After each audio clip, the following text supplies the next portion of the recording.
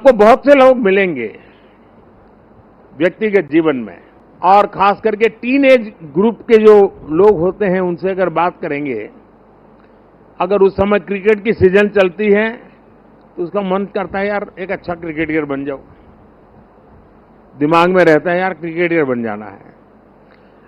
एक अच्छी मूवी बड़ी पॉपुलर हो गई तो फिर मन में करता है यार ये फील्ड अच्छा है, मैं एक्टर बन जाऊं, मैं इसमें चला जाऊं। उसी समय मान लीजिए चंद्रयान की घटना घटी है तो उसको लगता है यार ये फील्ड बहुत अच्छा है, साइंटिस्ट बन जाओ। और मान लीजिए 2 महीने के बाद क्रिकेट मैच आ गई तो उसको लगता है यार साइंटिस्ट वाला तो जरा मेहनती है, अच्छा करो अपन क्रिकेट वाला हो जाए। यानी ज्यादातर वो लोग होते हैं जिनकी इच्छाएं अस्थिर होती हैं, और जब इच्छा अस्थिर होती है तो सामान्य मानवी उसको तरंग कहता है। उसको लगता है यार तो तरंग ही है, एक सुबह एक सोचता है, दोपहर को दूसरा होता है, इस पर बात मत करो यार, ऐसे ही हुड़दंगबाजी करता रहता है। इच्छा जब अस्थिर होती है तो दुनिया की नजरों में वो तरंग होता है, लेकिन जब इच्छा स्थिर हो जाती है और उसके अंदर एक लंबे अरसे तक इच्छा को स्थिरता मिल जाती है तो इच्छा उस प्रक्रिया से गुजरती है जो संकल्प में बदलती है। इच्छा अगर अस्थिर है तो तरंग है, इच्छा अगर स्थिर है, स्थायी है, तो संकल्प में कन्वर्ट हो जाती है। और संकल्प के अंदर जब परिश्रम की पराकाष्ठा जुड़ जाती है तब जाकर के सिद्धि प्राप्त होती है। और जीवन के हर काम को हम उस दिशा में देखना चाहिए। इच्छा प्लस स्थिरता इज इक्वल टू संकल्प, संकल्प प्लस परिश्रम इज इक्वल टू सिद्धि। साथियों, 10 साल में बहुत सारे लोग आप में से होंगे जो 10 साल से मुझे झेल रहे हैं, कुछ लोग हैं जो शायद अब झेलना शुरू करेंगे, कुछ लोग होंगे साहब बहुत हो गए अब कहीं और जाए तो अच्छा होगा।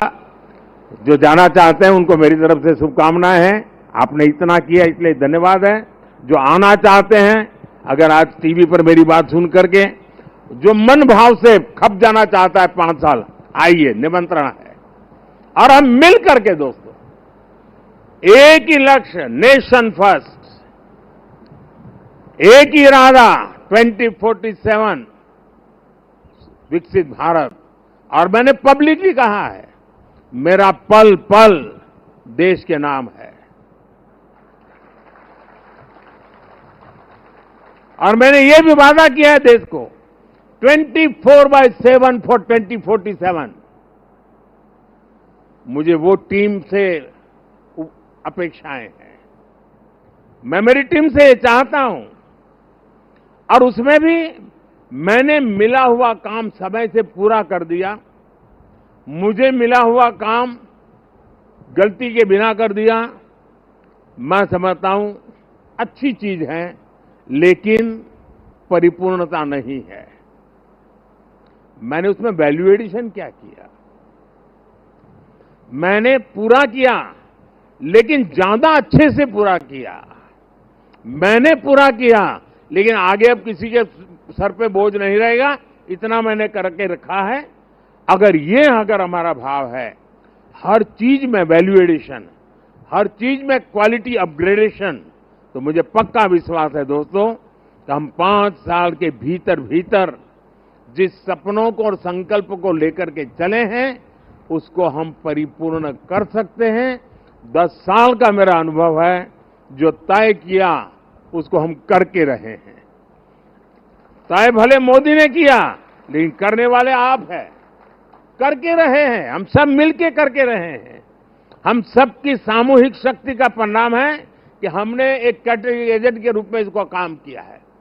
साथियों, जब हम काम करते हैं तब 3 चीजें बहुत अनिवार्य होती है, और अगर 3 चीजें हमारे पास उपलब्ध हो तो मैं नहीं मानता हूं कि विफलता दूर दूर तक भी नजर आएगी। और जब मैं 3 बातें कहता हूं, एक क्लैरिटी ऑफ थॉट्स, जहां तक इस सरकार का सवाल है, मैं मानता हूं कि कोई उलझन नहीं है। बाएं जाए, दाएं जाए, ऊपर जाए, नीचे जाए, कुछ नहीं, उसको पता है ऐसे ही जाना है और उसे पा करके रहना है। इतनी क्लैरिटी ऑफ थॉट्स किसी भी काम की सफलता के लिए सबसे पहली जरूरत होती है। फेथ इन कन्विक्शन दूसरा पार्ट है कि जो मैं सुन रहा हूं, जो मुझे बताया जा रहा है, उसके प्रति मेरे मन में अश्रद्धा नहीं होनी चाहिए, मेरे मन में इफ्स एंड बट्स नहीं होनी चाहिए। फेथ इन कन्विक्शन, जो मैंने सुना है और अनुभव कहता है कि हाँ यार, मेरे विचारों में मेल नहीं बैठता है, लेकिन यही है रास्ता, तो चलो लग जाओ। लेकिन इतने से भी पूरा नहीं होता है। Clarity of vision, faith in conviction is not enough to achieve. और इसके लिए चलता है कैरेक्टर टू एक्ट। मुझे अपने व्यक्तित्व को उस प्रकार से गढ़ना पड़ता है, मेरे समय का सर्वाधिक उपयोग उस काम के लिए लगाने का मुझे प्रायोरिटी तय करनी होती है, खुद को खपाना पड़ता है। मेरा शरीर, मेरा मन, बुद्धि, सब कुछ मेरा कैरेक्टर टू एक्ट, उस काम को पूर्ण करने वाले कैरेक्टर के रूप में अगर निकलता है तो मैं परिणामों को प्राप्त कर। मेरी टीम के पास ये सब कुछ संभव है। दोस्तों 10 साल पहले हमारे देश में एक छवि बनी हुई थी कि पीएमओ एक शक्ति का केंद्र है, एक बहुत बड़ा पावर सेंटर है, और मैं न सत्ता के लिए पैदा हुआ हूं, न मैं शक्ति अर्जित करने के लिए सोचता हूं। मेरे लिए पीएमओ सत्ता केंद्र बने, पीएमओ शक्ति केंद्र बने, ये न मेरी इच्छा है न मेरा वो रास्ता है। और इसलिए 2014 से हमने जो कदम उठाए, आपने मार्क किया होगा, और पहले जो पीएमओ में रहे होंगे उनसे पूछ लेना, हमने इसको एक कैटलिक एजेंट के रूप में ही डेवलप करने की कोशिश की है।